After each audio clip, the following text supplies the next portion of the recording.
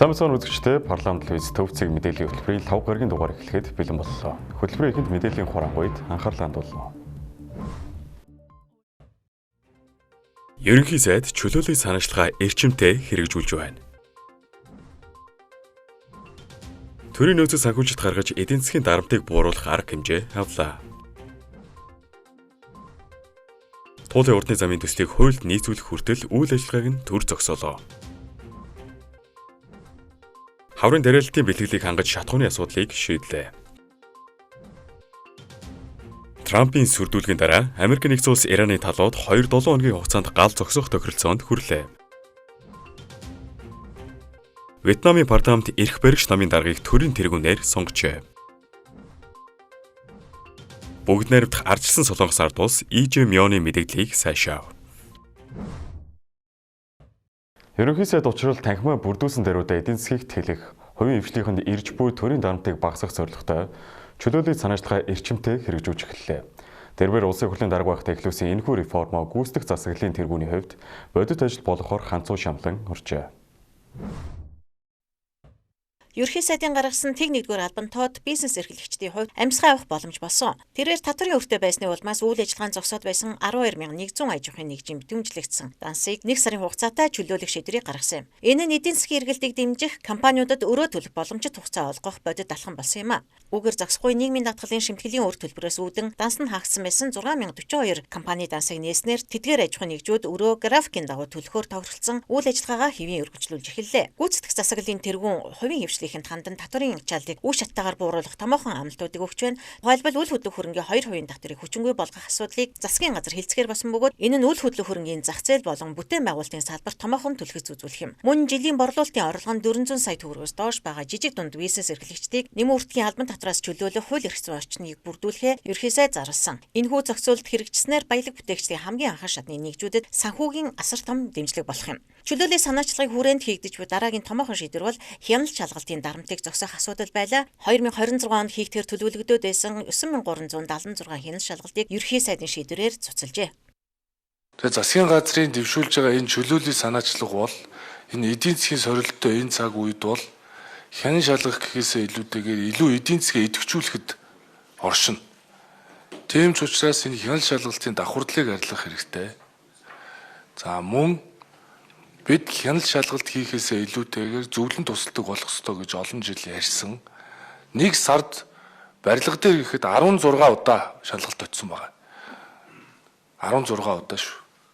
За дээрэс нь агентлаг шалгадаг, яам шалгадаг, нөө зохицуулах хороо шалгадаг.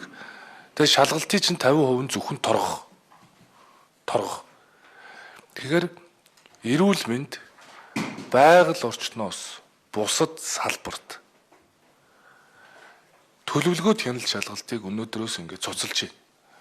Тэгэхээр эдийн засгээ идэвхжүүлэх, чөлөөтэй үйл ажиллагаагаа явуулах, компани аж ахуйн нэгжүүдийг дэмжих зорилгоор нийт төлөвлөгдсөн байсан 9376 иргэн аж ахуйн нэгж байгууллагад хийх гэж байгаа хяналт шалгалтуудыг өнөөдрөөс цуцалж байна. Тэгээ засгийн газрын гишүүд анхаарлаа. За хотын дарга байна. За ингээд засгийн газрын тогтоолыг баталсан тооцлоо. Цаашид төрөөс аж ахуйн нэгжүүдийг байнга шалгаж торгож үйл ажиллагааг боомлох биш, харин зөвхөн хүний эрүүл мэнд байгаль орчинд шууд эрсдэл үүссэн тохиолдолд болон иргэдийн бодит санал гомдлын дагуу хяналт тавих зарчимд шилжиж байгааг тэрээр онцлсан юм а. Түүнчлэн энэхүү реформ зөвхөн бизнес эрхлэгчдээр хязгаарлагдахгүй, төрийн албан хаагчдад мөн хамаатай гэдгийг ерөнхий сайд мэдэгдлээ.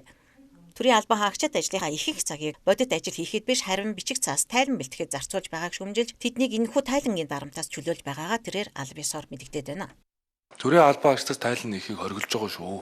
Сайд нар, агентлагийн дарга нар, бүх шатны албан хаагч нар мэдээлэл хэрэгтэй бол энэ дашбордоос хар. Бүх мэдээлэл чинь бэлэн байна.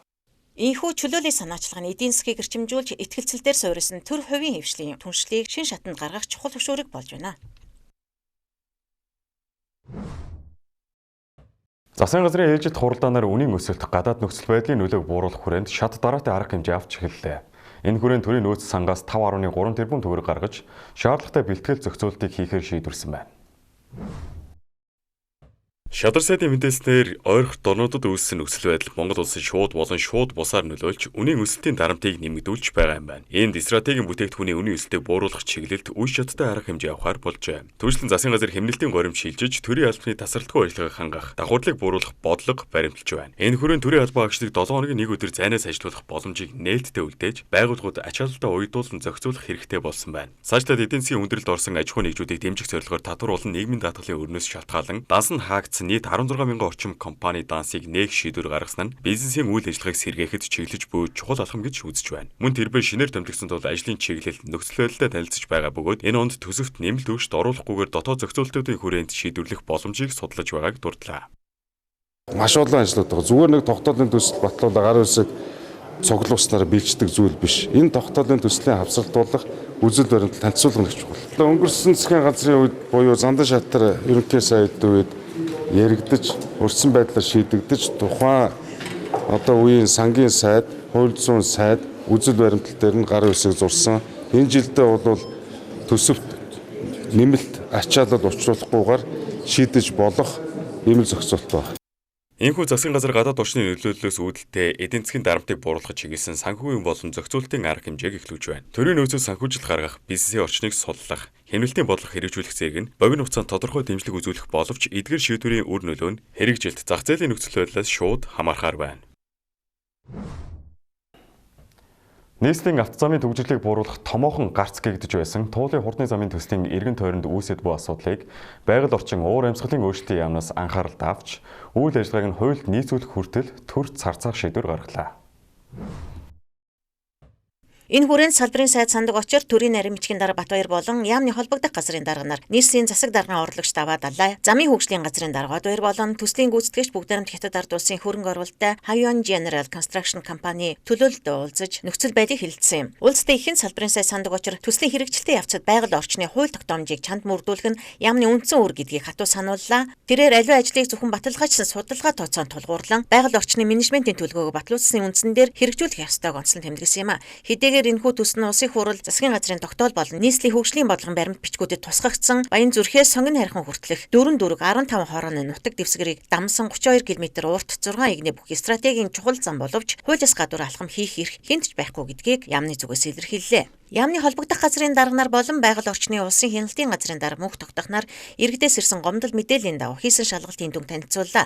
Төсөл хэрэгжүүлэгч тал байгаль орчны нөлөөлийн наривчсан үнэлгээний заасан шаардлагуудыг биелүүлээгүй, тухайн жилийн менежментийн төлөвлөгөөг батлуулаагүйгээр үйл ажиллагаагаа эхлүүлсэн зэрэг ноцтой зөрчлүүд илэрсэн байна. 2025 онд хийгдсэн байгаль орчны нөлөөлийн үнэлгээний хүрээнд агаар ус, хөрс, ургамал амьтан болон түүх соёлын үнэт зүйлд үзүүлэх сөрөг нөлөөллийг бууруулах чиглэлээр 14 төрлийн судалгаа зөвлөмж өгөгдсөн байдаг юм байна. Иймд сандаг учир сайд байгаль орчныг хамгаалах, нүхэн сэргээх болон стратегийн үнэлгээний зөвлөмжийг бүрэн хангах хүртэл тус төслийн үйл ажиллагааг төр зогсоож байгаагаа аль бисаар мэдэгдлээ. Мөн хууль тогтоомж зөрчсөн асуудалд төрийн хяналт шалгалтын тухай хуулийн дагуу хариуцлага тооцохыг байгаль орчны улсын хяналтын газар дүүрэг болгосноор туулын хурдны замын ажил тодорхойгүй хугацаагаар зарцаж байна.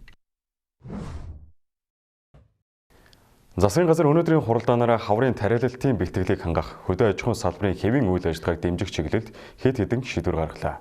Энэ хүрээнд тариалалтад шаардлагатай 10,000 тонн шатхууныг хямдруулан нийлүүлэхийн зэрэгцээ, хүнсний ногооны үйлдвэрлэл, хөлөмжийн аж ахуйг дэмжих арга хэмжээг хэрэгжүүлэхээр боллоо.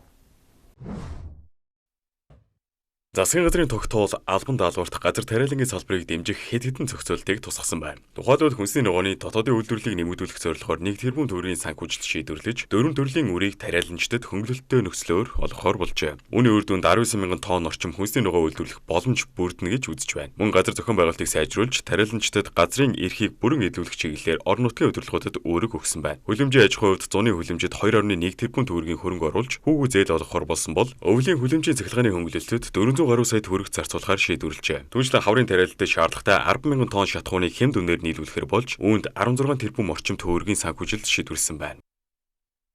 За 10,000 тонн одоо шатхууны асуудлыг өнөөдрийн засгийн газрын хуралдаанаар бид олон хувилбаруудыг ярьсан боловч яг одоо бас төлөвлөсөн одоо тэр хувилбарууд бол бүтлгүүтж байгаа. Тийм учраас засгийн газраас өнөөдөр ямар чиглэл одоо гаргаж ирнэ гэвэл хөдөө аж ахуйн сайд өөрийн одоо салбарын багц доторх одоо хөрөнгөнөөсөө нэг яаралтай энэ асуудлыг шийдвэрлэнэ гэдэг. Энэ бол одоо бидний хувьд бол бас одоо боловсруулсан хувилбар учраас бүрэн дүүрэн боломжтой гэж бас харж байгаа. Нөгөө талдаа нэг ийм асуудал байгаа шүү дээ. газар тариалан одоо тарьж болно тийм ээ. Нөгөө талдаа өнгөрсөн жилийн үүссэн нөхцөл байдал бол нөгөө гангийн. Тэгэхээр ингээд маш их хэмжээний хөрөнгө мөнгө зараад, маш их хүн хөдөлмөрөө зараад монголчуудын хоол ундтай байдаг энэ асуудал зөвхөн одоо байгаль экологийн одоо байгаль цаг уурын эрсдээс энэ нөхцөл байдлаас шалтгаалаад байгаа. Тийм учраас хөдөө аж ахуйн сайдын хувьд бол одоо энэ газар тариалангийн одоо бусад нутгуудад нөгөө үүлэн зориудаар нөлөөлөх гэж ярьдаг, нөгөө пуужин гэж ярьдаг. Энэ асуудал дээр нөгөө 350-аад орчим сая төгрөгийн асуудлыг бас шийдвэрлэж байгаа. Тэгэхээр энийг бол манай яам биш. Бид одоо энэний худалдаа авалт тэмээгийн зохион байгуулад байгаль орчин уур амьсгалын өөрчлөлтийн яам руу өгнө. Үүнийг яг амьдрал дээр яадаг вэ гэхээр пуужин байгаад нөгөө явдаг экспедиц нь байдаг.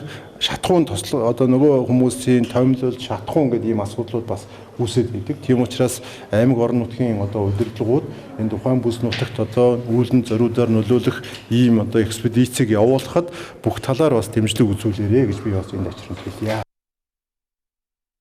Санхүүжилтийн хувьд аж ахуйн нэгжүүдийн зээлийн хүндрэлд анхаарч 130 тэрбум төгрөгийн их усүрийг шуурхай шийдвэрлэх, мөн байгалийн эрсдэлд өртсөн аж ахуйн нэгжүүдэд уян хатан нөхцлөөр хандах зөвлөмжийг холбогдох байгууллагуудад хүргүүлжээ. Үүнээс гадна хөдөө аж ахуйн бүтээгдэхүүний экспортыг нэмэгдүүлэх, гадаад зах зээлийн боломжийг ашиглах, нийслэлийн махны хангамжийг сайжруулах чиглэлд анхаарахаар болсон байна. Энэхүү хаврын тариалтыг хэвээ явуулахад дотоодын хүнсний үйлдвэрлэлийг нэмэгдүүлэхэд чиглэсэн багц шийдвэрүүдийг гаргалаа. Шатхуун санхүүжилт хүлэмжийн дэмжлэг зэрэг нь салбарын богино хугацааны эрсдлийг бууруулах ач холбогдолтой боловч үр дүн нь хэрэгжилт зохион байгуулалтаас л хамаарах юм.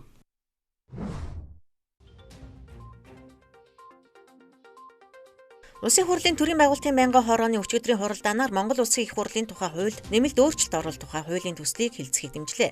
Ерөнхийлөгчийн хамгааллын газрын дарга үйлс төгөлдрийн танилцуулснаар тус төсөл нь үндсэн хууль зөрчсөн эсвэл гэмт хэрэг үйлдсэн нь тогтоогдсон гишүүнийг эгүүлэн татах зохицуултыг үндсэн хуулийн заалтаа нийцүүлэн тодорхой болгох зорилготой юм а. Тэрээр одоогийн хуулиар үндсэн хуулийн цэцэн шийдвэрийг улсын хурал хүлээн зөвшөөрөх хэсгийг хэлцдэг нь цэцэн шийдвэр гаргамагцаа хүчин төгөлдөр байх зарчимтай зөрчилдөж байгааг тодтогов. Шинэ төсөлд улсын хурлын гишүүн өргөсөн дангаргаас санаатсан ёс зүйн дүрмийг ноцтой зөрчсөн эсвэл чуулганы хуралдааны 30-аас дээш хувьд шалтгаангүйгээр суугаагүй бол эгүүлэн татах хариуцлагын тогтолцоог тусгажээ. Гишүүдийн зүгээс төслийг боловсронгүй болгох ажлын хэсэг байгуулах санал гаргасан бөгөөд олонхын саналаар үзэл баримтлалыг дэмжин чуулганд шийдвэрлэв. Гадаадын иргэн харьяатын газраас 2026 оны 1-р улирлын нэгдсэн статистик мэдээллийг танилцууллаа. Тайланд хугацаанд 12298 иргэнд визийн зөвшөөрөл, 23413 иргэнд виз олгосон байна. Үүнийг өнгөрсөн оны мөн үетэй харьцуулахад нийт виз олголт 47.2% өсжээ. Мөн 3508 иргэнд шинээр оршин суух зөвшөөрөл олгож, 9945 иргэний зөвшөөрлийг сонгосон бол 5153 иргэний эрхийг хассан байна. Үзүүлэлтээс харахад оршин суух зөвшөөрлийн сонголт 34% өссөн ч шинээр олголт 3% буурчээ. 2026 оны 3 дугаар сарын байдлаар Монгол улсад албан болон хувийн иргээр нийт 32983 гадаад иргэн оршин сууж байна. Зорилгоор нь ангилбал хөдөлмөр эрхлэгч 15000 гаруй байгаа нь хамгийн хувь эзэлж байгаа бол хөрөнгө оруулагч 5704, суралцагч 5326 иргэн байна. Түүнчлэн гэр бүлийн зорилгоор 4193, цагаач 1757 иргэн амьдарч байгаа бол шашны болон албан хэрэгээр оршин суугчдын тоо харьцангуй бага байгаа гэж албаны их сурвалж мэдээллээ.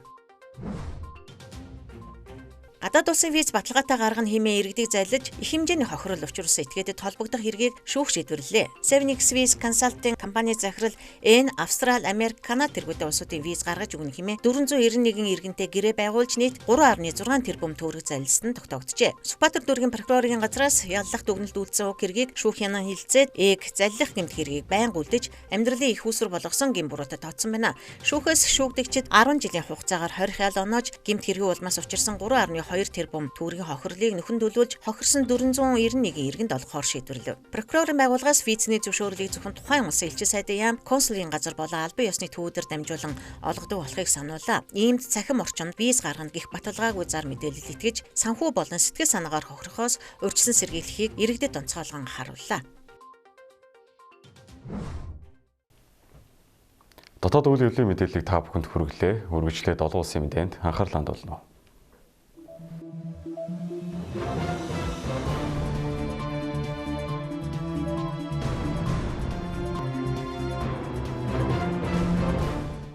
Арамдрын үзэгчтэй төвцөг мэдээллийн хэлбэр олон улсын мэдээгээр үргэлжилж байна. Эхний мэдээ өргөе. Заасан хугацаанд хилэлцээр байгуулахгүй тохиолдолд нэг шөнийн дотор Ираныг устгах гэсэн Трампын сүрдүүлгийн дараагаар Америк болон Ираны талууд тохиролцоонд хүрч 2-7 хоногийн хугацаанд гал зогсоохоор болсныг мэдэгдлээ. За Трампын заасан хугацаа дуусахаас 2 цагийн өмнө талуудын хоорондох зуучлагч Пакистан улсын зүгээс санал болгосон 14 хоногийн хугацаатай төр эвлэрэх саналыг Америкийн нэгдсэн улсын ерөнхийлөгч хүлээн авч улмаар тэрээр Ормузын хоолойг Исламын бүгд найрамдах Иран улс бүрэн яаралтай аюулгүй нээхээр тохиролцсны дагуу Ираныг бөмбөгтгөө 2-7 хоногийн хугацаанд хойшлуулж байгаагаа сошиал хуудасаараа дамжуулан мэдэгджээ. Мөн тэрээр Ираны тал цаашд яриа хэлэлцээний үндэс болох 10 зүйлтэй санал ирүүлсэнийг мэдээлж хоёр талын албан ёсны яриа хэлэлцээ 4-р сарын 10-ны баасан гарагт Пакистаны нийслэл Исламабад хотод эхэлнэ гэдгийг мэдэгдсэн байна. Дональд Трамп уг тохиролцоо Ираны талаас Ормузын хоолойг нэн даруй бүрэн нээсэн нөхцөлд хэрэгжих болно гэд хоёр тал өмнө нь маргаантай байсан бараг бүх асуудлаар тохиролцоонд хүрсэн бөгөөд Америкийн нэгдсэн улсын дайны зорилго биелсэн гэж үзэж байгаа. Мөн хэлэлцээрийг эцэслэн байгуулахад 14 хоногийн хугацаа хангалттай гэж мэдэгдлээ. Харин Ираны төрийн хэвлэл тус улсын тавьсан нөхцөлийг Трамп хүлээн зөвшөөрсөн юм мэдээлж үүнийг Америкийн нэгдсэн улсын ерөнхийлөгчийн ичгүүртэй ухрал хэмээн тодорхойлжээ. Ираны гадаад хэргийн сайд Аббас Арагчи гал зогсоох хугацаанд сөрөг давталгааг зогсоож Ираны зэвсэг түвшинтэй хамтран зохицуулалт хийж Ормузын хоолойг 2-7 хоног нээн аюулгүй нэвтрэх нөхцөлийг бүрдүүлнэ гэж өөрийн судсандаа мэдэгдсэн байна. Түүнчлэн Ираны үндэсний аюулгүй байдлын дээд зөвлөл Америкийн нэгдсэн улстай хэлэлцээ хийж байгаа нь дайны төгсгөл биш болохыг онцолж Америкийн нэгдсэн улстай хийсэн дайнд ялалт байгуулсан гэж зарлан Ираны 10 залттай саналыг Америкийн нэгдсэн улс хүлээн авсан гэж мэдэгджээ. Яриа хэлэлцээг зуучлагч Пакистаны ерөнхий сайд Шахбаз Шариф мөн гал зогсоох хэлэлцээр нэн даруй хүчин төгөлдөр хэрэгжиж эхэлснийг мэдэгдэж Иран Америкийн нэгдсэн улсын талууд холбоотнуудын хамтаар Ливан болон бусад бүх газарт нэн даруй зэрэг гал зогсоохоор тохирцсныг зарлалаа. Ийхүү гал зогсоох тухай мэдээллийн дараагаар дэлхийн газрын тосны үн огцон мунж Brent маркийн нефтийн үн 1 баррелд $103.4 болсон бол эх 6 дугаар сард нийлүүлэгдэх Brent маркийн нефтийн фьючерс үн 12.6% унж 1 баррелд $91.9 болсон нь 3 дугаар сарын 23-ны өдрөөс хойш анх удаага $92 доошилсан тохиолдол болоод байна. Дараагийн мэдээ хүргэе. Эрх баригч коммунист намын гишүүд давмгаалсан Вьетнам улсын парламент мягмар гарагт эрх баригч намын дарга Тоо Ламыг тус улсын ерөнхийлөгчөөр сонгосон байна. За 500 гишүүнтэй Вьетнамын ерөнхий ассамблеийн бүх гишүүнийг дэмжсэн саналаар Тоо Лам Вьетнам улсын ерөнхийлөгчөөр сонгогдсноор улс төрийн эрх мэдлээ улам баттгаж сүүлийн олон 10 жилийн хугацаанд Вьетнамын хамгийн хүчирхэг удирдагчаар тодорхойд байна. Тэрээр Вьетнамын улс төрийн 5 баг нь гэгддэг улс үндэстний удирдлагын төвчний тэргүүлэх 5 албан тушаалын 2-ыг нь ойрын 5 жилийн хугацаанд дангаараа хашиж гүйцэтгэхээр болж байна. Гэхдээ 19 гишүүнтэй Вьетнамын коммунист намын төв орон түүнийг хянах дээд байгууллага учраас нэг хүнд улс төрийн бүр эрх мэдэл очихгүй тэнцвэр хадгалагдах болно гэдгийг судлаач мэргэжилтнүүд онцолж байна. Тоо Ламын хувьд ойрын 20 жилийн дотор Вьетнам улсыг өндөр орлоготой орнуудын тоонд багтаах зорилго бүхий эдийн засгийн реформ хийх хөтөлбөрөөр хэдийнэ зарлаж жил бүр эдийн засгаа 10%-аас дээш хувиар өсгөж авилгын эсрэг тэнцэх амлалтыг өгөөд байна. Сүүлийн мэдээг хүргэе. Өмнө солонгосын ерөнхийлөгч Lee Jae-myung дрон хөргөсөн явдалд харамсаж байгаагаа илэрхийлсэнийг Пхеньяны зүгээс сайшаасан байна. За тодруулах юм бол бүгд найрамдах Солонгос улсын ерөнхийлөгч тус улсын иргэд засгийн газрын зөвшөөрлгүйгээр өнгөрсөн 1-р сард Умар Солонгос улс руу дрон хөөргөсөнд харамсаж байгаагаа даваа гарах засгийн газрын хуралдаанд илэрхийлж засгийн газрын бодлогыг зөрчсөн иргэдийн үйлдэл гэж дүгнээд улс орныхоо эсрэг бослого гаргасан явдал хэмээн тодорхойлж цаашдаа ийм явдал дахин давтагдахаас сэргийлнэ гэдгийг мэдэгдсэн бол Умар Солонгосын эрх баригчид түүний энэхүү үйлдэлийг цагаан олсон ухаалаг алхам хэмээн сайшаасан байна. За дээрх мэдэгдлийг Умар Солонгосын удирдагч Ким Жон Уны дүү Ким Yo Jong хийсэн ба тэрээр хэлэхдээ Сөүлийн энэхүү алхмыг засгийн газар өндөрөөр үнэлж байна гэд нөхцөл байдалд уужууд тайван ил тод хандж байгаагийн илрэл хэмээн тодорхойлжээ. Пхеньяны энэхүү хариу мэдэгдэл өмнө Солонгос улсыг сүүлийн жилүүдэд хамгийн ихээр дайсагнагч улс хэмээн тодорхойлж тус улсын эсрэг хийсээр ирсэн уламжлалт хатуу ширүүн мэдэгдлүүдээс огтур байсан нь олон улсын анхаарлыг татаж өмнөдийн талтай харилцаагаа дулааруулж эвлэрч магадгүй гэсэн дохой боллоо хэмээн ажиглагчид үзэж байна. За дрон хөргөсөн хэргийг мөрдөн шалгах явцад Өмнөд Солонгосын үндэсний тагнуулын албаны ажилтан болон цэргийн албан хаагч холбоотой болох нь тогтоогджээ. Та бүхэндээ гадаад мэдээр хүлээн анхаарлаа хандуулсан баярлалаа.